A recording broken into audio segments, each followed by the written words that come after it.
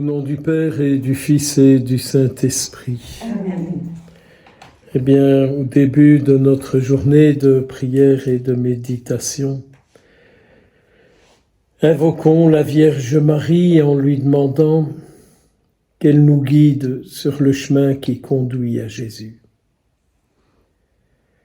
Qu'au milieu de toutes nos difficultés, de tous nos soucis, de toutes nos tempêtes, elle puisse nous aider par sa maternelle intercession à garder notre regard fixé sur Jésus. Je vous salue Marie, pleine de grâce, le Seigneur est avec vous. Vous êtes bénie entre toutes les femmes, et Jésus, le fruit de vos entrailles, est béni. Sainte Marie, Mère de Dieu, priez pour nous pauvres pécheurs, maintenant et à l'heure de notre mort. Amen.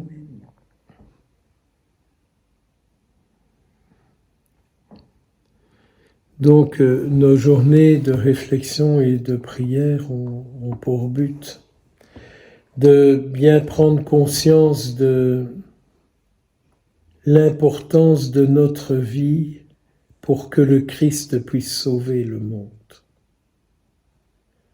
Moi, je suis intimement convaincu, je me répète, par nos vies consacrées, nous nous offrons au Seigneur pour qu'il puisse sauver le monde.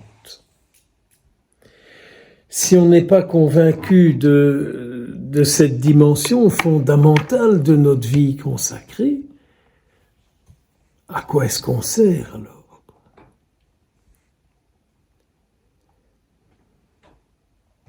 Je crois qu'on a perdu ça. Et dans les pastorales de vocation, je crois qu'on oublie cette dimension. La vie consacrée, se consacrer au Seigneur, c'est nous offrir pour qu'il puisse sauver le monde, à travers ce que nous sommes, nos pensées, nos paroles, nos actions.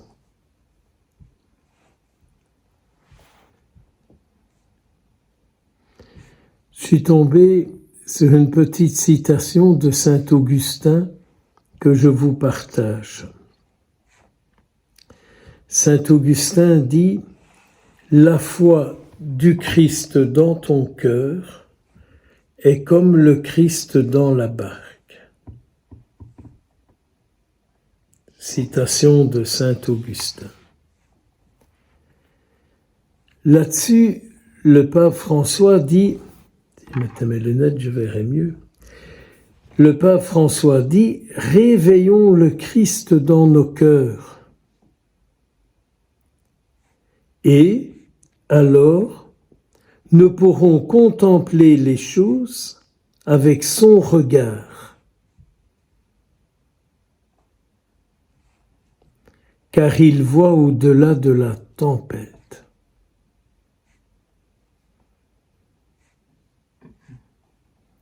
On parle ces derniers jours de tempêtes et des catastrophes, de pluie et de tout ça, et c'est bien vrai. Mais vous avouerez que nous vivons quand même une tempête qui apparemment détruit nos congrégations, Hortes et un peu tout ça, quoi.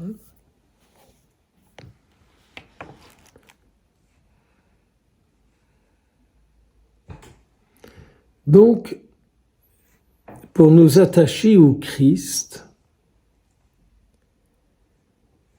nous prononçons des vœux de religion. Chasteté, pauvreté, obéissance.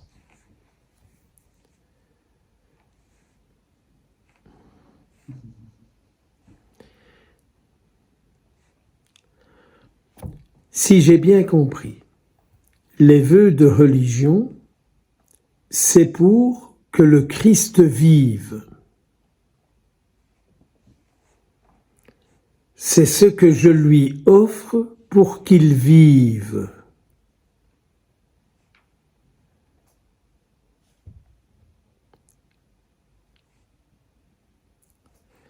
Ce n'est pas un fardeau que je me mets sur le dos pour vivre différemment des gens dits du monde.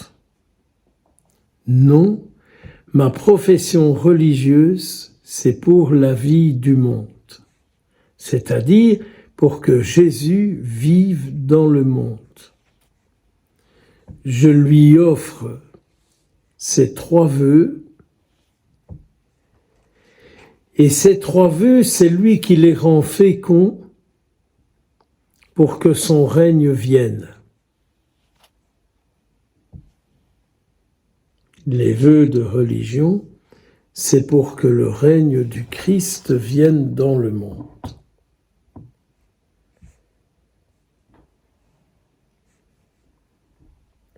Est-ce bien comme ça que nous les vivons?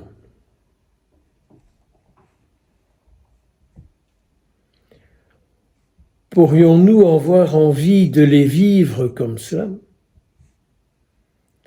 Et si j'ai envie de les vivre comme ça, je m'unis plus au Christ. Mais à contrario, si je les vis sans Jésus, je vis un terrible fardeau.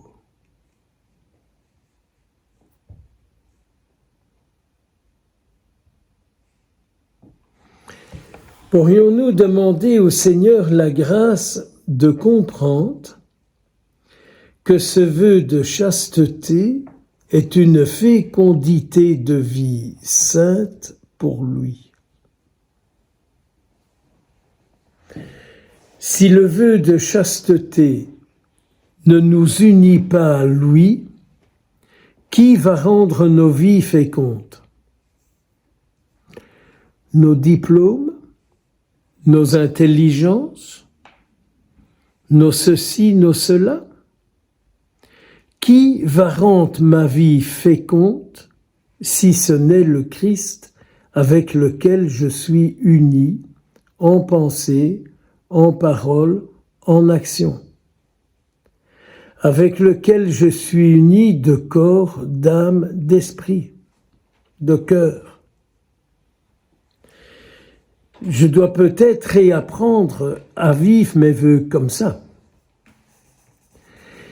Et peut-être aussi de demander au Seigneur qu'il me montre ce qui fait qu'il a du mal à rendre ma vie féconde par lui.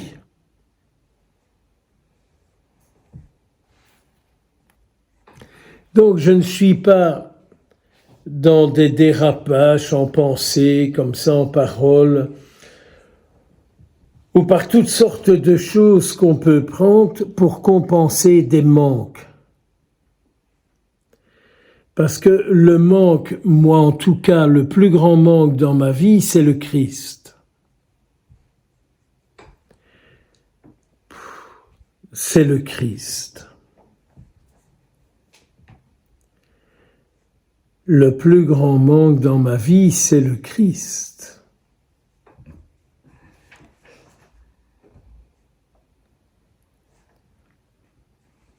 C'est le manque du monde. Nous pouvons nous affirmer que le monde manque du Christ.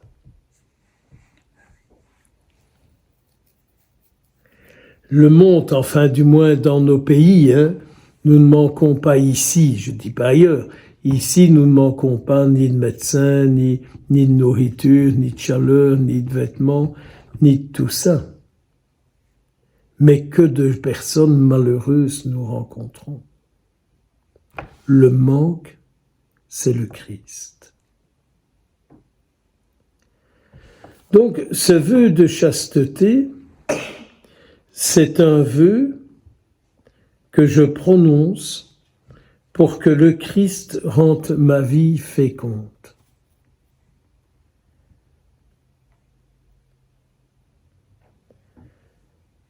Je fais tout ce qui est en mon possible pour que mon cœur, mon corps, mon esprit l'accueillent.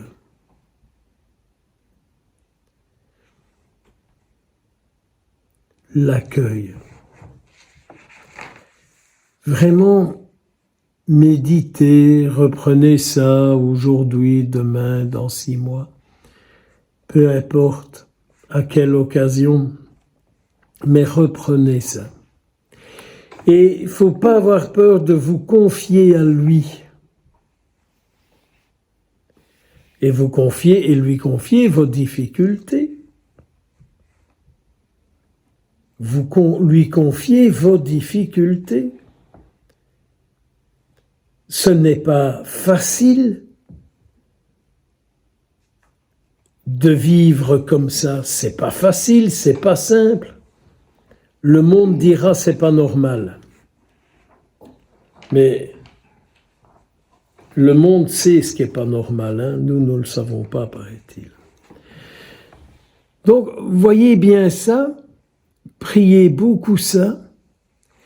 Et peut-être que là, la Vierge Marie nous est d'un grand secours. Parce qu'elle nous fait comprendre que la fécondité de notre vie, c'est la parole que j'entends qui rend ma vie féconde. La Vierge Marie a été fécondée par la parole qui lui venait de Dieu, par l'intermédiaire de Gabriel.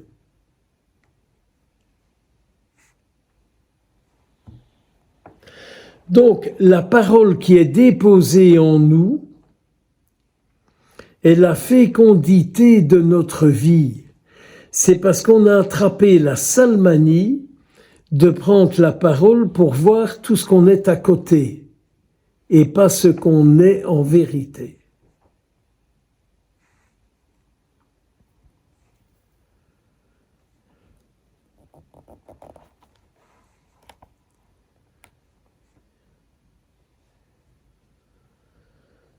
Donc, je comprenais bien ce matin quand saint Paul disait « Je suis convaincu que vous êtes plein de bonnes qualités ». Et nous prenons qualité comme capacité de faire ou d'être ou je ne sais pas quoi. Nos qualités sont spirituelles. Mais donc, regardez la Sainte Vierge, elle a été fécondée par la parole qui vient de Dieu, et tout ce qu'elle met au monde à travers ses paroles sont d'une grande fécondité. Prenez l'exemple de la Sainte Vierge dans ses lieux d'apparition.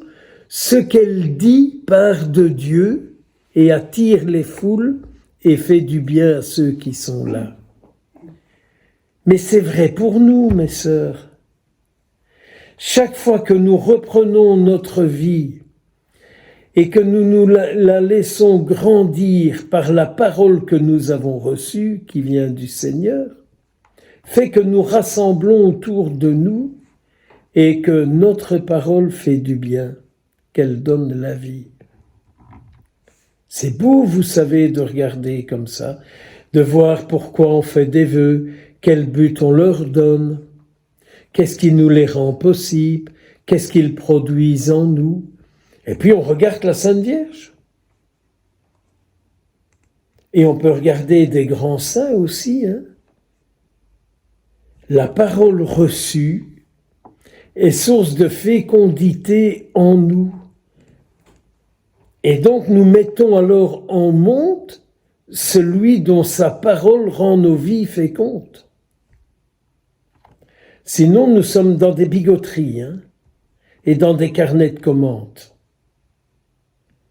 Mais nous sommes appelés à bien plus que ça. Regardons la Sainte Vierge dans ses lieux d'apparition.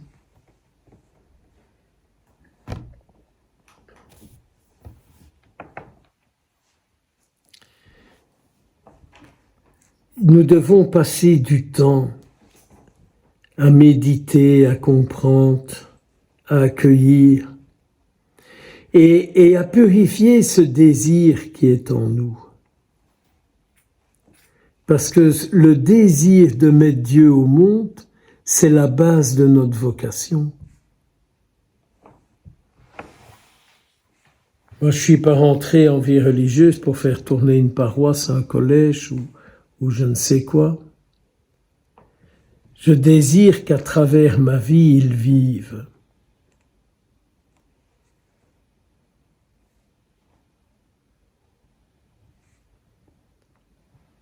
Vraiment, je vous en conjure, prenez, vraiment. C'est le petit verset de la première lettre de Saint Jean que nous avons eu ce matin à l'Alléluia. En celui qui garde la parole du Christ, l'amour de Dieu atteint vraiment sa perfection. Quand on dit que le Christ manque au monde, on dit l'amour de Dieu manque dans le monde. Hein? C'est bien ça. On dit que c'est l'amour de Dieu qui manque dans le monde.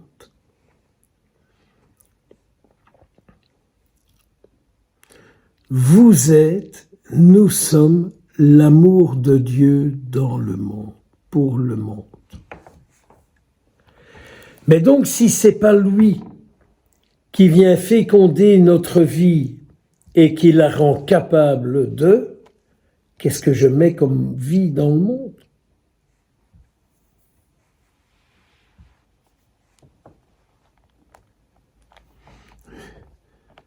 Alors, il y a eu peut-être une habilité que nous avons à trouver. L'évangile de ce matin, une habilité que nous avons à trouver.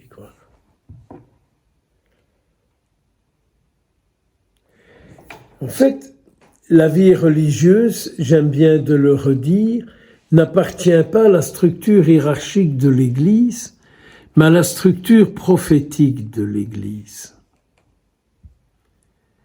Et peut-être que nous avons un peu perdu ça.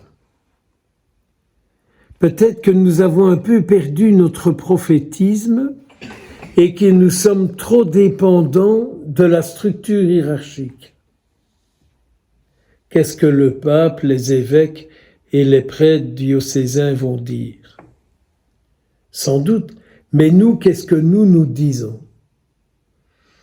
Hier, on a un peu effleuré ça quand j'ai dit que c'est la vie religieuse qui a ramené Dieu dans le monde après des grands événements, hein, avec des hommes, des femmes qui ont su se mettre à l'écart pour être avec lui, pour le ramener dans le monde. Or, nos vies religieuses, nous nous mettons à l'écart pour être avec lui, pour qu'il revienne dans le monde.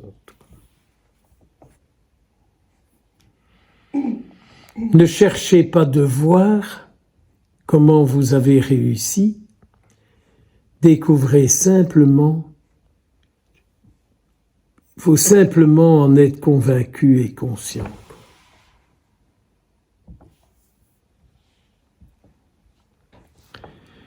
Nous sommes dans un monde qui ne parle plus de l'amour. Nous sommes dans un monde qui ne parle plus de l'amour. Car l'amour, c'est faire exister l'autre. Et quand l'autre existe, il a le droit de donner sa fécondité au monde. Nous sommes dans un monde où l'amour est très, très, très réduit. Hein. J'aime ma voiture, j'aime mon chien, j'aime mon chat, j'aime mon stylo, j'aime mon téléphone, j'aime mes chaussures. Alors, c'est une espèce de réduction comme ça. Hein.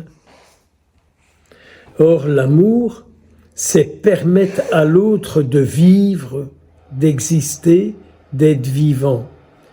Mais nous vivons dans un monde tellement matérialiste que l'autre, il est juste bon à faire tourner le commerce. À faire tourner le commerce. Et donc, on est dans un monde qui véhicule un mauvais esprit et véhicule le manque. Ça te manque. Si tu peux l'obtenir, tu seras. Vous n'êtes pas dépendu à la Sainte Télévision, mais beaucoup de gens sont accros à la Sainte Télévision. Et la Sainte Télévision, elle met toujours des manques dans les gens. et elles suscitent en eux des désirs qui ne leur sont pas nécessaires.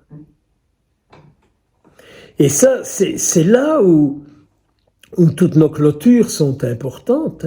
C'est pas laisser infiltrer en nous et dans nos maisons les manques que le monde véhicule.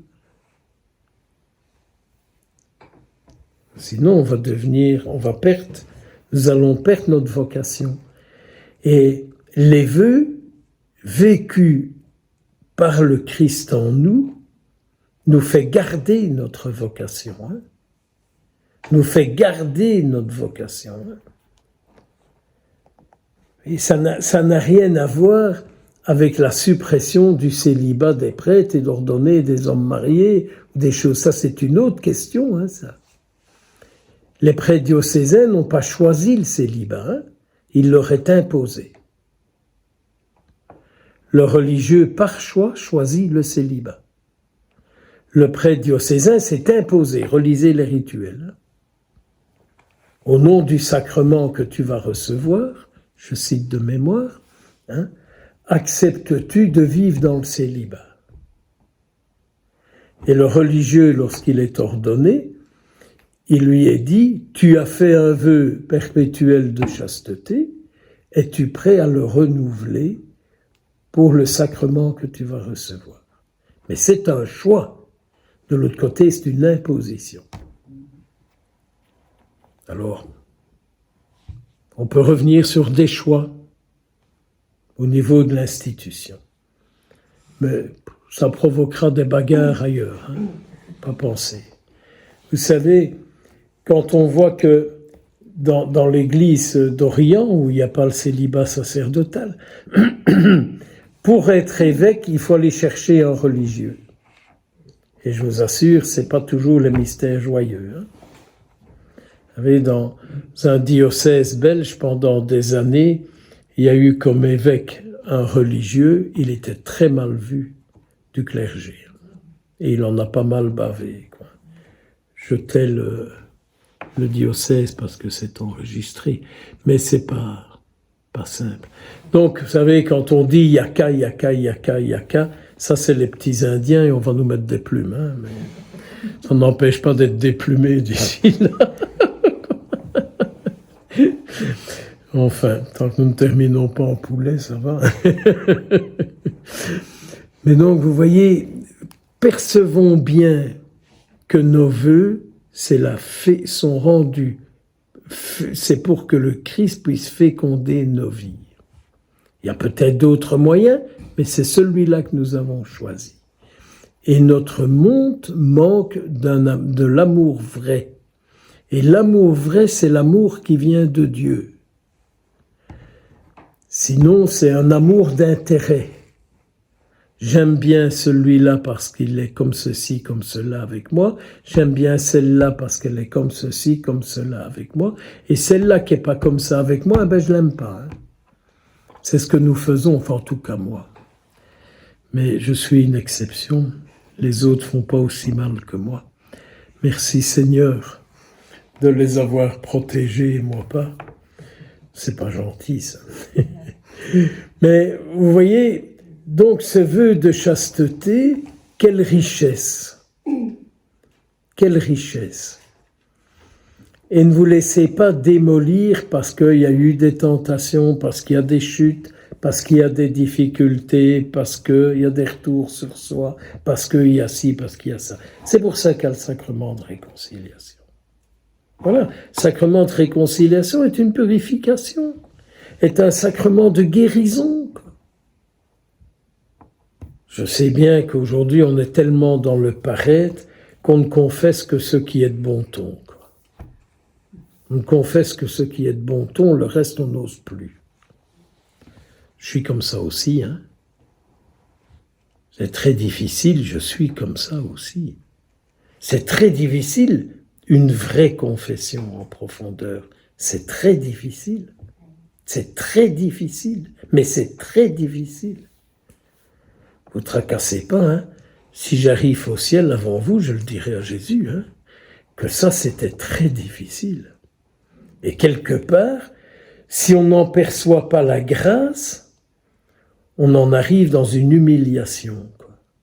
Si on ne perçoit pas la grâce qui est liée à la vraie confession profonde, si on ne perçoit pas cette grâce-là, on se sent humilié, quoi. Et pourtant, hein, tous les jours, on chante, il pose son regard sur son humble servante et serviteur. Donc vous voyez que pour vivre ce sacrement, il faut aussi dépasser dans notre vie avec le Christ tout ce qui touche à la réconciliation et qui bien souvent nous fait peur. Nous fait peur. La dernière fois que je me suis confessé, vous l'avez dit hier, je n'ai pas honte, c'est à notre ex-provincial. Et je lui disais, à qui veux-tu que j'aille raconter tout ça? Et il m'a répondu à moi. Oui, mais c'est embêtant, hein. Il paraît qu'on ne peut pas donner l'absolution par téléphone, ce serait quand même facile, ça. C'est dommage, hein. Ce serait plus facile. C'est plus facile de parler quand quelqu'un n'est pas en face de soi. Mais vous savez que dans le temps, c'était comme ça. Moi, j'ai connu une carmélite. J'étais confesseur 10 ans d'un Carmel, si pas 12. Et elle me racontait qu'au début de sa vie, elle se confessait, voile baissé, derrière la grille, avec les rideaux tirés. Et qu'un jour, elle était novice ou postulante, je ne sais plus. On lui dit, c'est vous la première à aller se confesser. Elle a fait toute sa confession. Et il n'y avait pas de confesseur derrière. Hein. Il n'était pas encore arrivé. Elle est décédée il y a quelques mois, une femme formidable. Mais il y avait cet anonymat qui était là. Cet anonymat. C'est pas Sœur Colette qui a boit. Hein. Oui. Mais voyez, je pense qu'à cette question, mais faites l'expérience d'une confession profonde. Moi, je crois à la confession profonde. Je crois aussi à, j'oublie le mot qu'on disait, à une confession une confession générale. Vous savez, des choses parfois qui nous reviennent de notre enfance ou du début de notre vie religieuse ou d'un autre moment. Tout d'un coup, il y a quelque chose qu'on a fait, qu'on a pensé et qui était pas bien et voilà, ça nous revient. Il n'y a pas de problème, on le reconfesse, hein, c'est pas un problème. Sans virer dans la scrupule, hein, ça c'est une maladie, les scrupules, faut pas en arriver là, faut pas tomber dans la maladie des scrupules. Mais je pense que si on retrouve la raison première de nos vœux, qui sont des vœux fécondés par le Christ pour le rendre présent, très bien, qu'on vive ça, qu'on marche avec ça. Et le deuxième aspect, c'est tout ce qui pourrait nous éloigner de ce vœu, des replis sur nous, des tentations, des passages solitaires à l'acte, enfin, tout ce qu'on veut. Je m'en fous de tout ça, ça ne me regarde pas. Mais je me dis pouvoir aller jusque-là pour faire l'expérience de l'amour guérissant du Seigneur, quoi, et de la libération profonde que ça donne. Car tout ce qui n'est pas sorti de nous continue à pourrir notre vie. Tout ce que le Seigneur n'a pas pu guérir, tout ce que le Seigneur n'a pas pu sauver en nous, reste en nous comme une misère, quoi. Comme une misère. Vraiment, il y a cette humilité que la Sainte Vierge peut nous donner, quoi. Vous savez, cette humilité que la Sainte Vierge peut nous donner, quoi. Ce sont des grâces à demander. C'est pas lié à notre force et des grâces à demander. Alors, qu'on attente une retraite, qu'on attente le passage d'un prêtre qui ne vient jamais, ou des choses comme ça, qu'on trouve des solutions. Moi, j'ai pas de problème avec ça. Le tout, c'est l'intention profonde, quoi. C'est l'intention profonde. Je le vois même dans les gens que j'accompagne à d'autres niveaux. Il y a un petit temps, j'avais quelqu'un devant moi, et je sentais ce qui se passait. Et j'ai pu dire à cette personne, votre mal-être, ne serait-ce pas ça? Et cette personne a dit, oui, mais j'osais pas le dire. Cette peur du regard des autres. Mon Dieu, il n'y a qu'un regard qui compte sur nous, c'est celui du Christ. Les seuls regards qui sont importants pour nous, ce sont ceux qui viennent du ciel. Nos fondateurs, nos saints patrons, nos anges gardiens. Ça, tous ces regards-là ne sont que sur nous des regards bons, des regards d'amour. Mais nous avons tellement été blessés par des regards qui nous ont jugés, qui nous ont condamnés, qui ont fait ci, qui ont fait ça, qu'on est devenus des peureux, quoi.